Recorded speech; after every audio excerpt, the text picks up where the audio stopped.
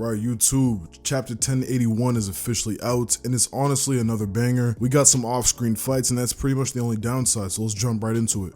We start right where we left off, and we got GARP explaining that his power is not that impressive compared to his prime, which means that prime GARP was an absolute monster, which should have already been obvious, because you know, Roger kind of already said that, but yeah, GARP is that guy. Alright, so after saving Kobe, Hibari is frozen by AOKIJI, and then we get to see a flashback of AOKIJI and Blackbeard, and this is basically the origin of AOKIJI becoming the 10th Titanic captain, and this flashback takes place a little bit after his fight with Akainu, and he explains to Blackbeard that Akainu has scars across his body, but AOKIJI has lost his leg, so this is something we actually saw in a movie a while back, but now we have confirmation that it's true, so that's, you know, pretty cool to see. We also get confirmation that AOKIJI is not the man marked by flames, so my guess is that it's Saul, but there's also a possibility that it's someone we do not know. This character is said to travel in a pitch black ship, and whirlpools form around the ship as a defense mechanism. So we have not met anybody in the story capable of doing that, but the only person that comes to mind, at least in my head, is Dragon, because we have seen him do weird things with the wind, but this character might end up being a pirate with an eye patch that Oda talked about earlier on, or maybe another lurking legend, who knows. AOKIJI also explains that there is no red poneglyph on Ohara last time he checked, so that kind of just takes Jaguar D Saul out of the picture. It's probably not him. Alright, so after explaining his story, Lafitte tries to take on AOKIJI, and he's ready to destroy Blackbeard and his whole crew, and there have been many debates about who is stronger between AOKIJI and Blackbeard. Some people automatically assume because AOKIJI is a commander that he cannot be stronger than Blackbeard, but Blackbeard's reaction to Akainu, Rayleigh, and AOKIJI kind of make it obvious he's not leagues above them. At the very least, they are all in the same league. AOKIJI also managed to freeze Blackbeard's commanders, so again, I don't think it's impossible for AOKIJI to defeat Blackbeard. I think it's very possible. I think it's safe to argue AOKIJI could be stronger or Blackbeard stronger. Either way is fine with me. So we got Blackbeard asking AOKIJI to join the crew, and he explains to AOKIJI that nobody on the crew are actual friends and they share common interests. So this actually does remind me of Zebek and the fact that their crew is more of like a team up of the most powerful pirates, but didn't really seem like a family or like a real crew. And Blackbeard actually reminds AOKIJI that he can choose to do what he wants with his freedom. And this mentality of freedom is something that AOKIJI admires in GARP. While the other admirals seem to be lapdogs, GARP thinks for himself and helps Sword carry out real justice and stop real evil. And he does not sit back and take orders from the Celestial Dragons, which is why I think him and Fujitora are the best admirals. But moving on, we come back to the present day and we get to see AOKIJI going up against his old mentor.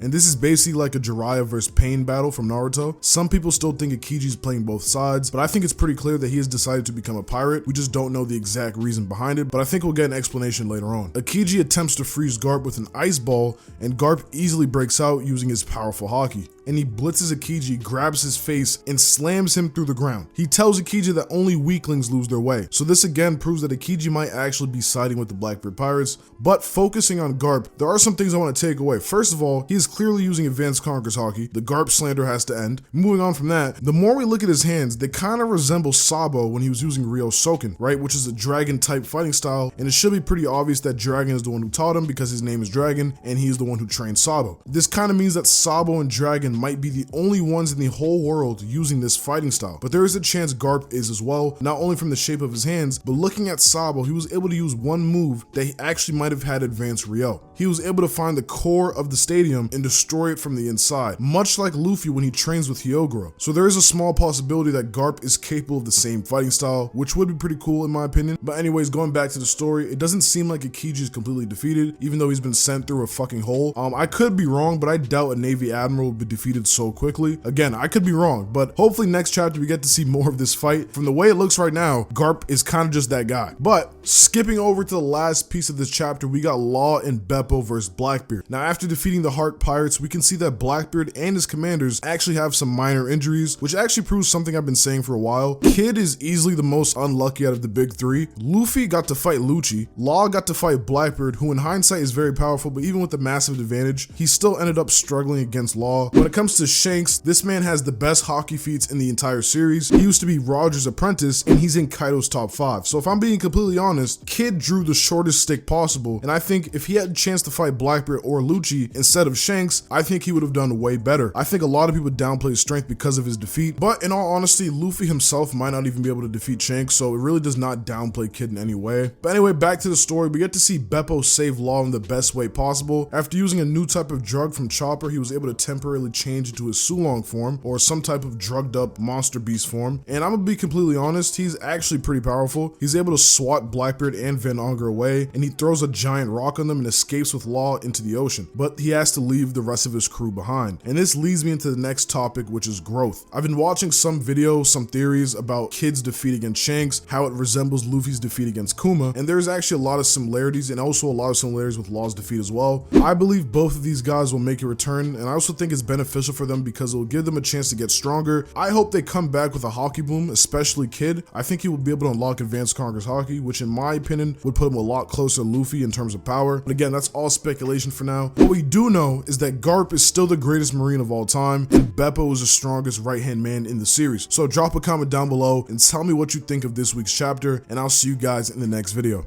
Peace.